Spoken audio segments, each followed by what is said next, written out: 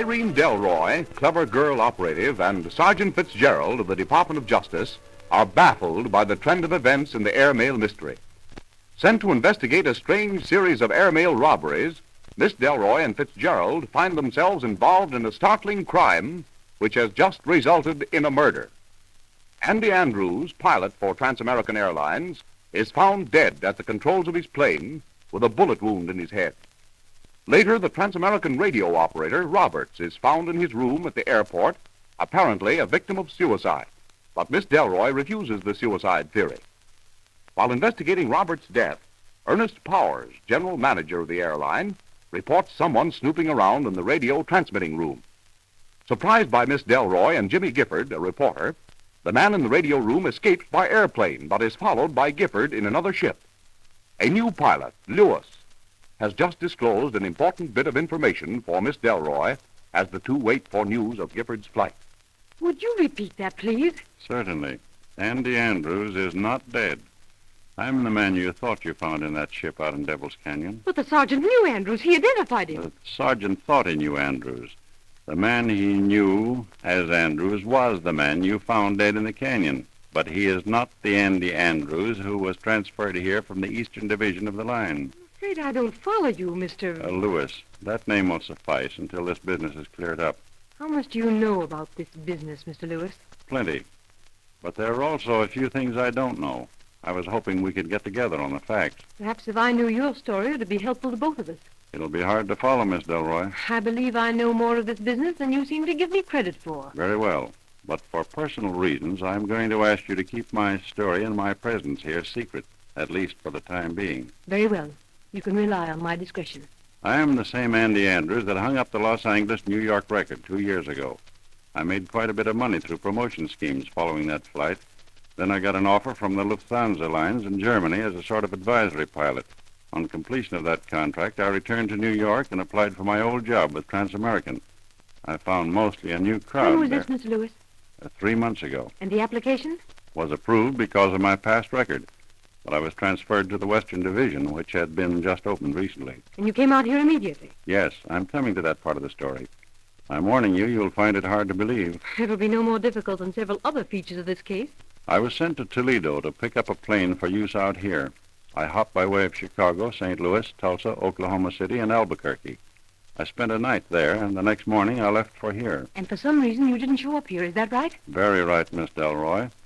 About an hour out of Albuquerque, my motor cut out on me without warning. The ground was more or less level under me, so I set my ship down on the rim of a canyon. Devil's Canyon? Not the main canyon, but one of the many small ones leading into it. I'm sorry I interrupted. Go ahead, please. I spent about 20 minutes trying to find out what was wrong with the motor when a man comes up on horseback. On horseback? Yeah. He was dressed as a forest ranger. Did you learn his name? No, ma'am. Have you seen this man since? Only from a distance. Do you know who he is? Yes. He's the man you knew as Andy Andrews, the pilot whose body was found in that ship. I don't understand. Perhaps you'd better let me finish. This man came up and asked if he could help. I thanked him and went ahead with my work. He stood around a few minutes, and suddenly I saw him facing me with a gun. There was a flash of flame and a stinging pain through my left shoulder. That's all I remember. This man shot you without cause? He had a very good reason. What was that? He wanted my name and my position. Then Andrews was... I think I see a light. Please go ahead. When I regained consciousness, my pilot's license, identification papers, company transfer slips, and the ship were gone. I was badly hurt, but luckily the shot went high. I dragged myself about 2 miles until I couldn't make it any further. When I woke up in a ranch house, there was a doctor attending me. And this man, whoever he was, thought you were dead. Yes, or he never would have left me. But I'm back to run down the men responsible. I'm very glad that you decided to tell me this, Andrews. Well, he got the fingerprints, ma'am, in the pictures. Good, Fitz. That fingerprint man, Burke, knows his business. He said he'd check them with his identification files and call us as soon as he finds out who they belong to. Very good, Sergeant.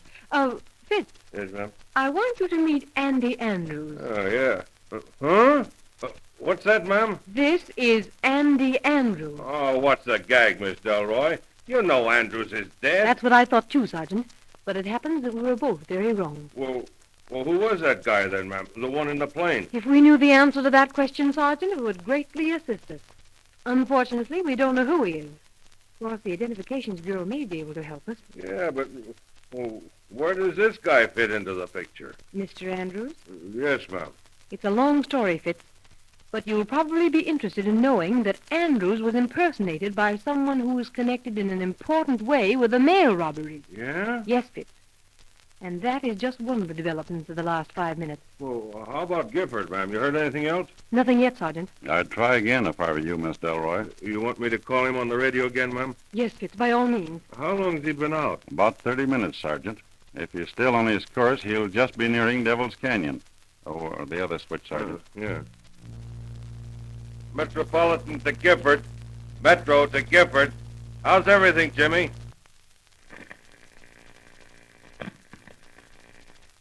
Oh, something's happened to him, I'm sure. I wish he'd never followed that other ship. Well, don't be alarmed, Miss Delroy. Try him again, Sergeant. Metropolitan Airport to Gifford. Metro to Gifford. Hello, Jimmy. Can you hear us? Go ahead. Hello, Fitz. Everything's still okay. I'm right on his tail, about 1,000 feet up. Don't worry about me. Ask him where he is, Fitz. Yes, ma'am. Gifford. Miss Delroy wants to know where you are. Go ahead. How the heck should I know? Black as pitch up here.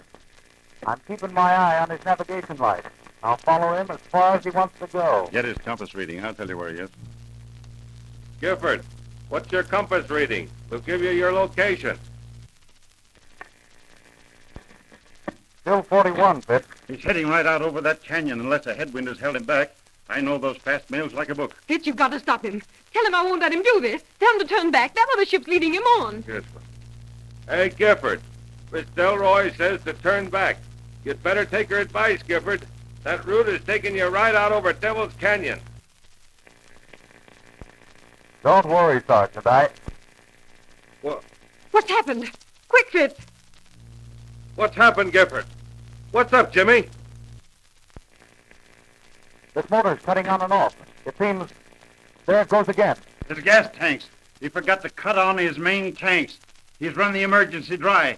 Tell him to cut on the main tanks, Sergeant. Quick, before his motor quits cold. Cut in your main tanks, Gifford. Your main tanks aren't cut in. Oh, something else is wrong. I know it. Call him, Fitz.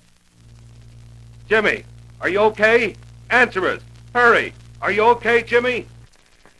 Something's up as sure as shooting. Fitz, we've got to do something quick. Yeah, but what, ma'am? We got to get out there right away. Yeah, but it's 90 miles, ma'am. Sergeant, get over to the other hangar, quick. Get that new speed job out. I'll take you out to that canyon in 20 minutes. Hurry. Sure. I'll have it out for you. And Sergeant, Yeah? check the gas and oil while you're warming it up. Do you think you can make it, Andrews? Sure, miss. I'll get some parachute flares in case we need to land. And while I'm gone, you might scare up some artillery. I've a hunch we're going to need some. That's great, Andrews. Do hurry. Oh, where's the nearest phone? Over there, ma'am, on the desk.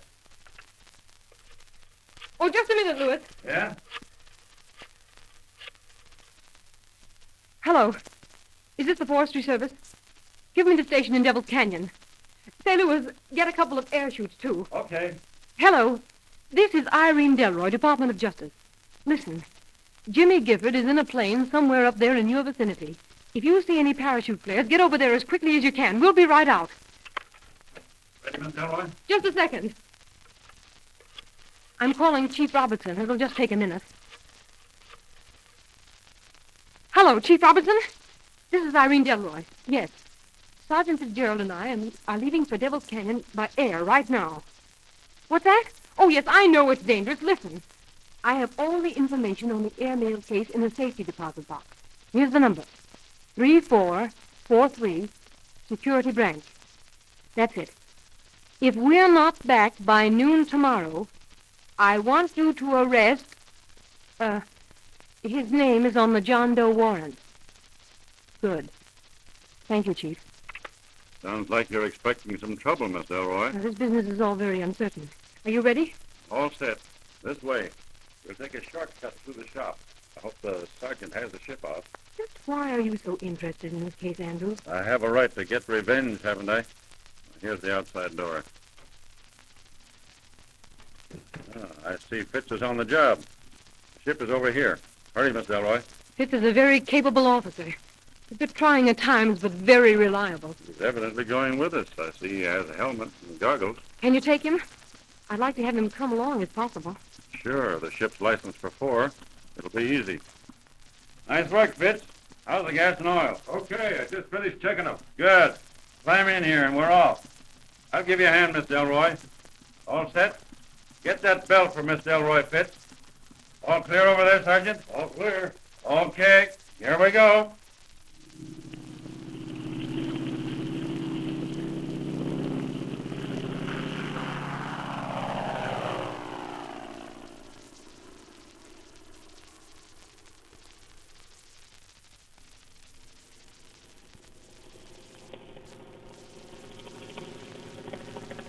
That's the third beat that we've passed, Fitz. Yeah, it won't be long now. There's the Sentinel Hill beacon to your left. Oh, I do hope nothing has happened to Jimmy. Oh, he'll be all right, man. He's okay up there. Hey, what's wrong with the motor? It's stopping, Fitz. Hey, Andrews, what's wrong? Gas line broken. The gas is flying all over the ship. We'll have to try a landing. Not here, you won't. Look at those mountains. You'll never make it. We can't stay up. We've got to try it. We're not down yet. Get back from that door, Miss Delroy. Fitz, come back here. What are you going to do? Get back in the ship, Fitz. Nothing doing. We wouldn't have a cruise of a chance when we hit that mountain. Don't jump, Fitz. Don't jump. Jump! Huh. I'm going down under that wing and fix that feed line.